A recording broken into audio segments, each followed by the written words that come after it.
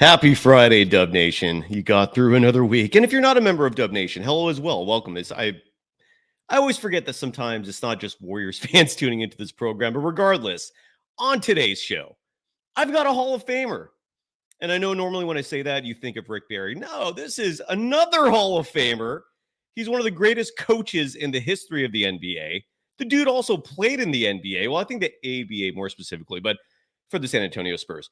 George Karl joins the program next. Come join the party. Welcome to the Golden Days. They always find something to nitpick, and that's because there's expectations for us to win. It was a pretty crazy night. Woo! Let's go. In a minute, I'ma need a sentimental man or woman to pump me up. Come on and break me off. 'Cause I get what I want and I like what I see.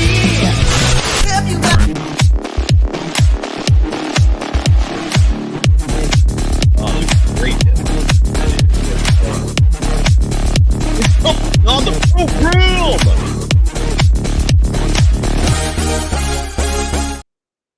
Happy Friday, everybody, and welcome to the Golden Days. I'm your host, Cyrus Sotzes.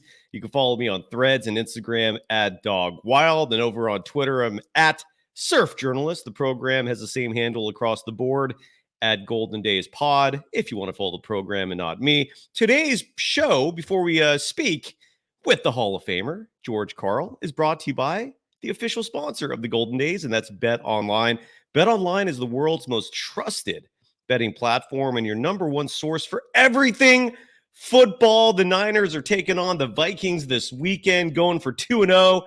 And if you want to bet on that game, or if you just want to be better informed about the game, check out Bet Online. They've got every stat, every matchup, even live odds and spreads to bet on during the games. And if you think you know your stuff, get in on the $200,000 mega contest and pick 5 games against the spread every week for your chance at weekly prizes and a share of $200,000. When the game's over, kick back, relax, pour yourself a stiff one, light them up if you got them, and head on over to the online casino and get in on a game of blackjack or poker, or unwind with one of over 150 slot games. Head to the website today to get in on the action. Bet Online, the game starts here. It is an absolute pleasure, a delight. I'm flattered. I'm honored to have a Hall of Famer on this program. Normally, when I say Hall of Famer coach, people expect Rick Barry to come on the program, but it's another Hall of Famer, and I'm referring to George Karl, the head coach, who was once a head coach of the Warriors. Sir, how the hell are you doing? And I know we've already gone over this before, but I'll say it again. Congratulations on the Hall of Fame. I know it's been a year. How has a year of being in the Hall of Fame treated you, sir? And how are you doing? Well, it's just real. It's one of my top honors. I coached basketball and played basketball my whole life. The game is really important to me, really meaningful to me. Both my older families are basketball coaches. All my kids played basketball, and basketball will always be something we'll do. We'll share it for the rest of our life. And I'm a little bored that we're not in the NBA season yet, but I think it's going to be fun to get it going here in about a month. Me too. I'm losing my mind not having hoops right now. I feel like the WNBA is a nice little fix, but it doesn't do the whole job. But it's a nice little something. And Coach, the last time I had you on my previous show. It was a different network, same show, just a new name, a new network. But the last time I had you on, you were very astute and you're always very honest, which I respect tremendously. I'm sure a lot of people do. Like, you do not hold back in your opinions, and I respect that tremendously. And you were very accurate about your Denver Nuggets. You said that you were concerned about, Bruce Brown and Green not being retained. This time they lost Kentavious Caldwell-Pope, which bodes even less well for the team. But this is a Warriors program. And with the Golden State Warriors, they lost Klay Thompson. I know they've added a few pieces in terms of DeAnthony Melton, Buddy Hield, Kyle Anderson, great pickups. But I feel like the entire Western Conference is also adding players and improving. I don't know how much research you've done on the Warriors, sir, but what is your initial impression of the Warriors offseason? Are they going to be okay this year? Are you as concerned as I am? Your thoughts, sir? Well, they gotta have some fresh stardom. I think they opened the window for one of their younger players to move into not only a good player, but maybe an all-star type player. I don't think teams that go totally young make any sense to me, and I don't think I think Golden State might have held on a little bit too long to the old guys. I think it's an interesting equation. I think a lot of owners like going young and trying to find that superstar that they'll have for 10 years. But I think right now Boston has outmaneuvered most of the league in personnel.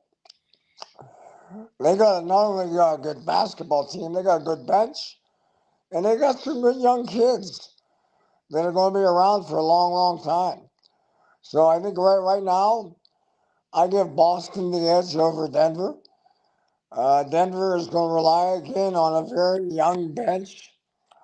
And I'm not a believer that I think you got to have a good bench to win in the NBA. I agree. And a lot of organizations don't believe that. And then a lot of organizations, I think, trust the younger player a little too much, and they get disappointed because of it. So it's a balance of finding when a young player has gone from being a good player to a star, and then the playoff experiences, I think, is tremendously underrated. I think being there, being a part of getting beat in a conference finals brings you back a better chance of getting to the finals. And I don't think a lot of management people understand that playoff basketball is so good. It's the best basketball in the world. And if you study the history of champions, young teams very seldom have success. Mm-hmm. It's rare. You're absolutely right. I agree with everything you said there. And the Warriors, I feel like a lot of their hopes are going to rest on Jonathan Kuminga, Brandon Pajemski taking these next leaps, Trace Jackson Davis, and you saw with the Nuggets, right? Christian Brown. Like, are you fair with the Nuggets? I know that's a team you're watching mostly these days. Are you happy? Are you comfortable with Christian Brown taking over the shooting guard role that Kentavious Caldwell-Pope has left? No. Yeah. I'm not happy. I would say that I'm hoping they're, planning to make a move in midseason, play the first 40 games and figure out what they're missing and what they need, and then make a trade to maybe move them back to, I think, the top of the mountain. I mean, I really think Jokic is an unbelievably great player. He's a lot like Steph. I mean, he knows how to make teams win. He has a championship head and heart. And you don't get those players very often in your lifetime. No. And I'll be honest with you, I'm a little disappointed Denver has not been better. Yeah. I mean, they've won one championship. The year they won, they were dealt a pretty easy route.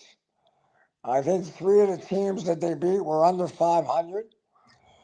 Well, that's not going to happen very often. Yeah. You're going to have to learn how to beat a good team 2 or 3 times. Yeah. Now the Western Conference has gotten a lot better.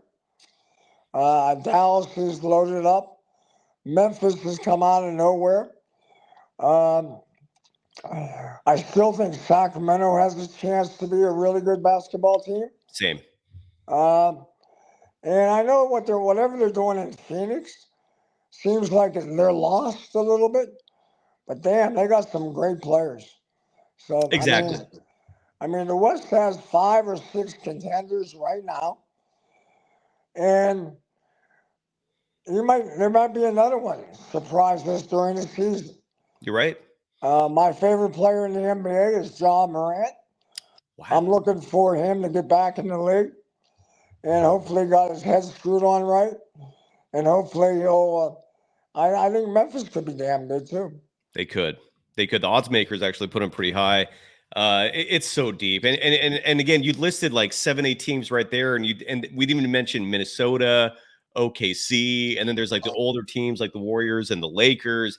This Western Conference coach is insane. When you coach you coached a lot of teams. You coached the Warriors last time we were together. I just lost Coach Karl. Oh, he's back. That was really fast. Last time we were together, we played that clip of a very underrated, underseen brawl you were involved in, head coaching the Warriors and a huge upset of the Utah Jazz. It was a terrific first round series. My point is, you've coached a lot of teams. And one story that came out a couple days ago, which really perturbed me, and I'd love to get your opinion on this, is NBA Commissioner Adam Silver came out and said that talks of expansion are going to be tabled for at least another year. I bring this up with you because you're the former head coach of the Seattle Sonics. I still think it's a travesty that the franchise went to OKC. The whole story behind that is borderline criminal, in my humble opinion.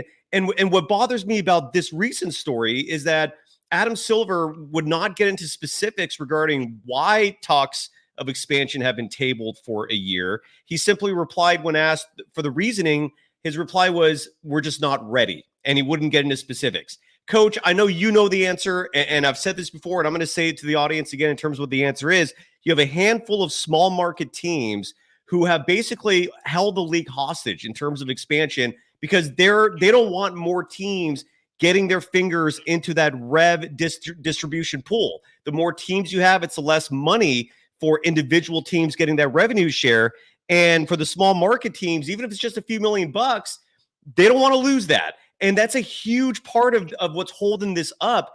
It's ridiculous, in my humble opinion. I think it's a travesty that Seattle hasn't had a team for as long as they haven't had it. What are your thoughts on the fact that for at least another year, we just have to wait for Seattle to get a team? What are your thoughts, sir? Well, I mean, I can probably play both sides of the fence. A lot of times, I think the NBA right now is watered down a little bit. But every year we add more and more really good young players. I think this year is going to be the year of who is going to come out, who is going to grow up, who is going to become that all-star that now is a championship basketball player. You got the kid in Minnesota that I think everybody knows right now might be the most talented guy in the league.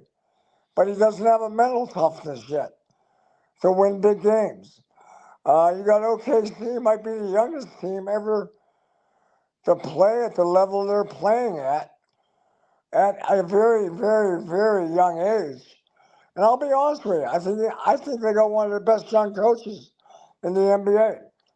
And I look forward to watching their development, their evolution.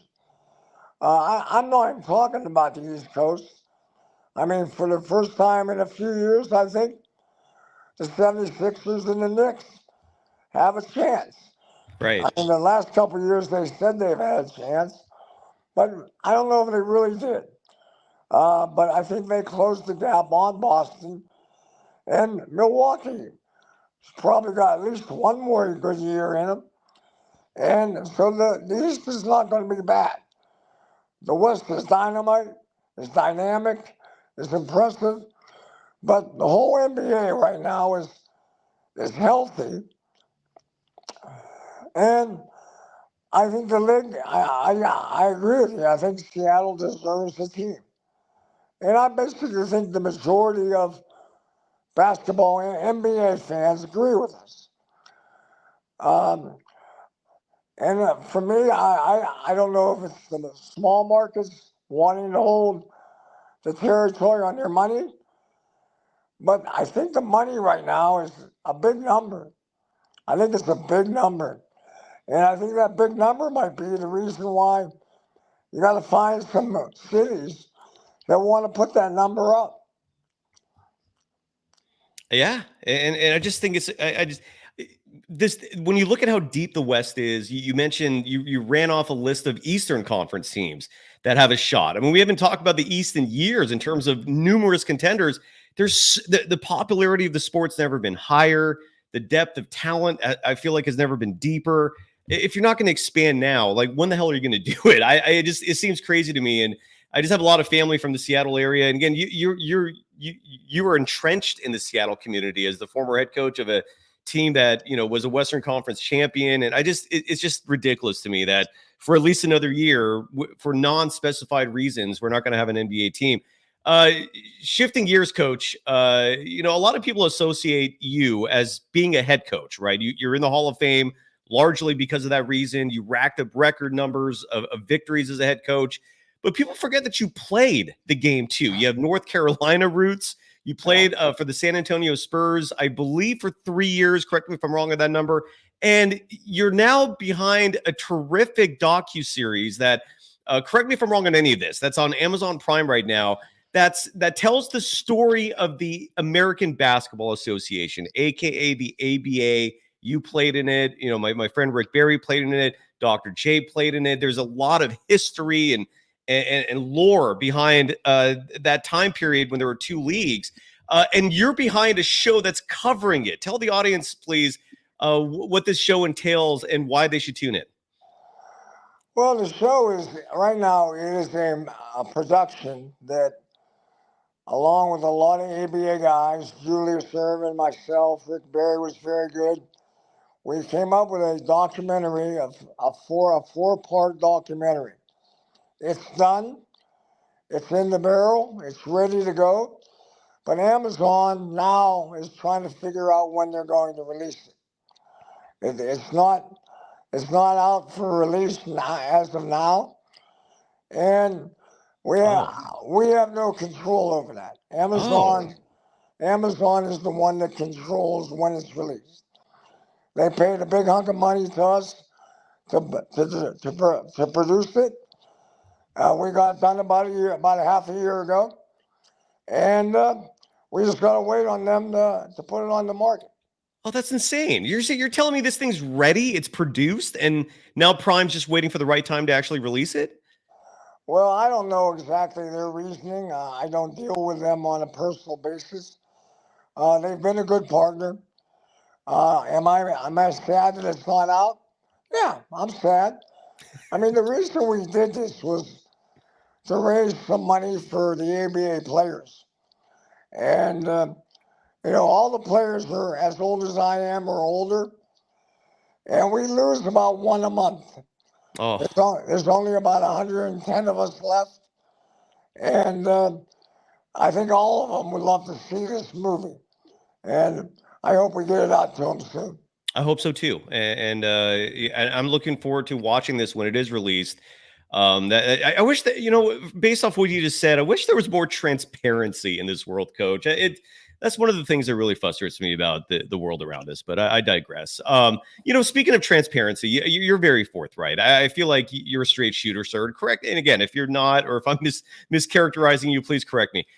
You recently on social media came out and said that you want to squash a beef with Carmelo Anthony, who you coached for another former ABA team, the Denver Nuggets, who you have a great connection with. What's the story there? Like, what did you? I am honestly not well versed on this, but why did you feel a need to have to publish a social media post saying that you want to squash whatever? I want to hear your side of it, I guess. Like, why did you feel the need to do this? What precipitated that post leading to you coming out publicly and saying you want peace? Like what led to that? Well, I really think Carmelo's a hell of a player. No one wants to write all the good things I've said about Carmelo. They only want to write the negatives. My belief is the truth is the best way to go. And I think we have too many people in the world, too many people in the world of basketball who spin everything. Mm-hmm. It's a perception. Yes, sir. It's that we don't want to tell what's really going on behind the curtain. Well, what went behind the curtain 15 years ago, it's too long to go back. Yeah. It's too long. Let's celebrate. Let's get joyful about, You know, Melo and I have one thing in common. Neither one of us won an NBA championship. And I think both of us wanted to win one. And I just think it's been more of a Twitter fight by other people than between Melo and I. Okay. And basically all I've said, I've made the promise that I'm not going to get into those fights anymore. Well, I love hearing that. And by the way, your production company is called Truth and Media, which is a great name because you're absolutely right. There's, just piggybacking off what I said a moment ago about transparency. It's just there's so many curtains in place hiding the truth, and I feel like in most cases it's unnecessary. I never understand the reasoning behind it. And speaking of transparency and truth in media, you launched a campaign, which I love, and it's called Hoops for Harris. You can follow the handle is at Hoops for Harris if you want to follow it on social media. Coach, enlighten the audience, sir, please, on what this campaign entails. Well, I think it's pretty simple. I think, I'm 73 years old. I've been political most of my life. I've been a Democrat most of my life. But I've also had and respected the Republican side of the aisle. I know government is a bunch of checks and balances, and it's necessary for communication. It's necessary to debate. It's necessary to unify, even though we might not agree on everything. We should be able to find some things to agree on. And where we are with Donald Trump right now, I don't buy. I don't think it'd work. I think we need a leader. I think we need a smart man, a smart person. And I really think the country is ready for a woman. And I really do. I thought that in 2016. Same. And I definitely think it now. And I'm tired of all the men in Congress and the Senate being older or as old or older than I am. It's time to get some young blood. I admire Biden a lot. I think he'll go down as a very good president. But now it's time to, get on a better path. And the chaos that Donald Trump has created in our country, I think it's been atrocious. I think it's been detrimental. And now I personally think it's dangerous. It is. It's I try not to delve into politics on this program, but what I'll say. Sorry for the noise there. What I'll say is, I miss having decency. I miss having a communication that doesn't involve yelling and shouting and the amount of mistruths going on in the world. It's scary with what's happening with misinformation and so I hear you. I hear what you're saying is what I'm trying to say. And what you held an actual event recently, right? Is that like you had a basketball game? Is that correct? With people and were you raising money? Like what went on there? No, we had a Zoom call. I think we had about 9 people on. Spike Lee, Mark Cuban, Eddie Johnson, some WNBA players, and also some congresswomen and some attorney generals throughout the country. I think it went very well. We raised a little hunk of money, and we're looking to do it again. We're looking to hopefully maybe get a Steve Kerr or get a Steph Curry or get a Magic Johnson or get a LeBron James. Get a little bigger name and have a little bit of a round table. I think the NBA players being bold and stating what they believe is good. I believe all athletes, it's good. I don't believe this mystery that people don't want to talk politics in the locker room. Well, that might have been true 30 years ago, but today I think that's not true. Mm-hmm. I think right now, I think people that have a platform should use it to whatever they believe. And I have no problem with them that someone's supporting Trump. I have no problem if it goes that way. And in the future, I think it should only get stronger and more prevalent. I was very Um, I was very important to Taylor Swift. I thought that was a big one. It was. And again, I think I give a lot of speeches around the country. And I said about 3 years ago that I thought that this decade, the 2020s, is going to be the decade of the woman. And in a lot of ways, that's already happened. But if Carmelo got elected, it would really be a big boost to women's rights. And I think our country has been unjust to the women. I mean, there are a couple people on that list of being unjust, and we need to be more, more into giving to everybody freedom, justice, and the liberty to feel like they're free in this country. Absolutely, sir. Absolutely. On a lighter note, if you don't mind ending on this, I know we covered this the last time you were on, but pardon my immaturity if that's what this is for me getting a kick out of it. And I love going back in history. And again, we covered this before, but you were once upon a time, again, I don't know why this is not well known, but you were the head coach of the Warriors. You were the first head coach I remember as a kid growing up in the Bay Area. Chris Mullin was on your team, Sleepy Floyd, Joe Barry Carroll, and you had some fantastic postseason moments. Again, people forget this. Like when people think back to the Warriors, especially the moment pretty much Rick Barry left, it was a lot of dark moments, but there were some shining lights coming down on the team, and you were the head coach for a lot of those moments. Sleepy Floyd breaking the playoff record for most points in a quarter and a half, which still stands today. That was your team. Multiple first-round upsets of the San Antonio Spurs, of the Utah Jazz.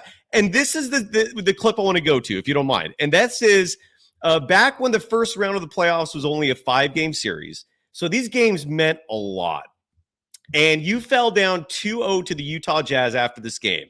Do you mind sitting back for a second and watching this, Coach? Sure. Here we go. So this was, again, 1987. The Warriors were down 2-0 to the Utah Jazz, and this is the moment the game ended. Karl Malone did a little shove to, I can't remember if it was Purvis Short, but again, here, watch the clip and enjoy. Hey, Ballard. And now Ballard and Malone get into it. Malone and Ballard get into it, and everybody runs across the court. We have a little bit of a fisticuff situation here as Ballard threw the ball to Malone as the game's slowly over. Malone threw his elbow back at Ballard as he walked off the court, and now we have an ugly scene. And the fans are up on the court, the police come out, and the frustration of the series and the tempers flare. And Chris Washburn is still going out here, taking about 3 men, and now guarantee that's where the action is. He wants to fight. Washburn is being restrained by Joe Barry Carroll. Washburn wants Mark Eaton. And now Jack Deese, the alternate officials, come down. And the crowd boos the Warriors off the floor. But let me tell you, now George Karl is going at a fan. George Karl is going at a fan. George Karl is at a fan. And they're trying now. George knocks him over. We have a wild scene here. George Karl has lost it, and he has attacked the fan. To be a fan, I really can't tell you who it is. As the crowd is on the floor, and now they are escorting George off the court. Now Sleepy Floyd is into it with a security guard. Floyd and Teagle are being escorted off the floor. It's a wild scene, Greg. It should not happen this way. It was too good a basketball game to end with this kind of fracas. I do not believe in this. I know exactly how it started, and then tempers and your emotions are high. Let me tell you. All right, so then that was Jim Barnett. I believe Greg Papa on the call. Coach, watching that again, your thoughts are going back in time to a hilarious moment. Oh, my number one recollection was we're down 0-2, and it made my post-game talk really easy. We got fired up. It looked ugly, and it was ugly. But the fan hit me from behind, and my players kind of protected me. And, I escalated. I probably would not do that now. But back then, I was a little more feisty, a little more angry. Passionate. That's a word, right? We like to. You were passionate, sir. And it spiked us into a great win. I mean, we're down 0-2. There have not been many teams to come back from 0-2. And we beat them in on Game 5 on a Sunday afternoon in Salt Lake City. And I'll be honest with you, it's one of my big wins. I love that game. I love that series. And that's why I don't mind it pulling that up, because the end of that series was a happy ending. And even though you got beat the next series 4-1 by the Lakers, that was a juggernaut Lakers team. And the fact they even took one game, I don't know if you could take any pleasure from getting one game in a 7-game series, but I feel like if there is a series where you can find some gratification out of getting just one, that would be it. How like, did you even, when you go into a series like that against a Lakers team that stacked, what is your mentality? Like, what are you telling your team? Like, are you giving them like rhetoric, like we can beat them? Are you being honest? Like, what kind of speeches are you giving to your team in a series like that? Well, I mean, the whole thing is you got to win one game. And the Lakers, I think they won the championship that year. I'm not sure. They did. Yeah, they did. And the one game we won was Sleepy Floyd's game that I'll always remember. Sunday afternoon, I think it's Mother's Day, in May.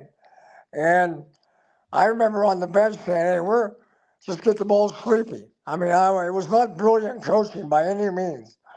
I had a hot guy and we rode him. And that fourth quarter will go down in my lifetime as one of the best I've ever seen. And yeah, I was delusional probably, thinking that we could beat the Lakers. But that's what coaches got to do. They got to believe in things that look impossible and try and make them possible. And that was one of my earliest. I remember I think I was playing CYO basketball in 3rd or 4th grade, and I got home and watched that Sleepy Floyd game, and that was a Warriors fan for life after that. They were down 3-0 in the series, and I do think that was brilliant coaching to give the ball to the hot hand. I mean, it resulted in Sleepy Floyd still owning the record to this day. 29 points in that quarter. That's a playoff record. 39 for the half. That's still a record. And it prevented a sweep of the Lakers. I had Michael Cooper on the show, and I brought that game up, and he still hates it. He thought that they got too arrogant and that they started looking ahead past you guys, and that was his excuse for being the primary defender for Sleepy Floyd, scoring that many. And then I've had Sleepy on the show as well, just to reminisce on that. It's one of my fondest memories. I was a kid, and it was awesome, man. And I just think Dub Nation should remember you in your role for the Warriors. I know it was brief, but it was like 2-3 years, but there were some phenomenal moments when you look at the history of this team. It's awesome, man. Yeah. So anyways, Hoops for Harris, Truth in Media. Anything else you'd like to promote, sir, before I set you free? Well, I love you promoting the ABA movie, documentary, whenever it comes out. It's really good. We had a showing here with all the ABA alumni here in Denver. And I'll be honest with you, there's like 25 men in a room, and half of us were crying. That's how good it is. That's music to my ears, sir. And when the show is released, if you don't mind, I'd love to bring you and Rick and just have a show to promote the hopefully the release of the show. Let's hope that happens soon. I'd love to get you back onto that point for a reminiscing a day of sentimentality, if that sounds good to you. But regardless, Coach, I can't thank you enough for taking time out of your busy schedule. It's always such an altruistic thing for anyone to take time out of their lives. Time's the most valuable commodity, and for you to take 30 minutes plus to come on my program, thank you. That's all I can say, and I'm grateful. And keep up the great work, sir. You're doing good stuff. Well, keep loving the game. The game's really important to me, and I think right now we're at a stage that we can celebrate, but we also got to be aware that we got to do it the right way.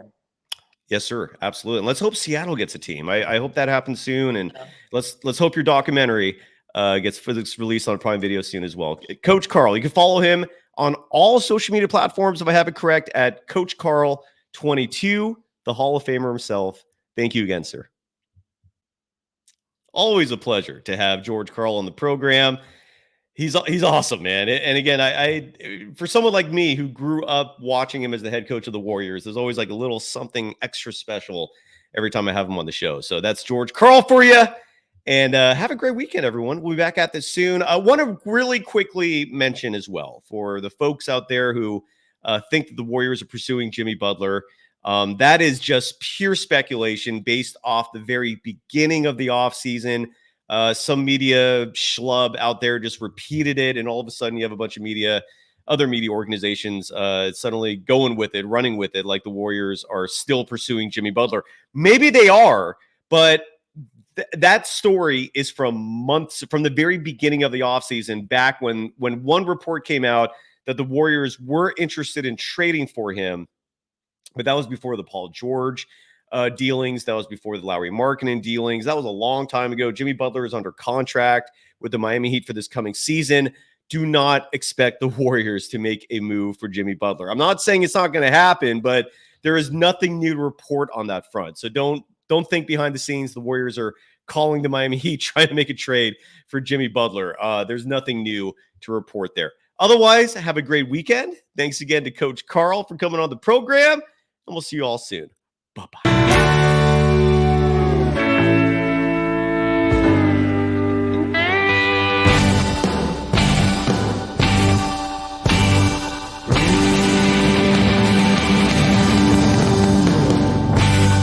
Bye-bye.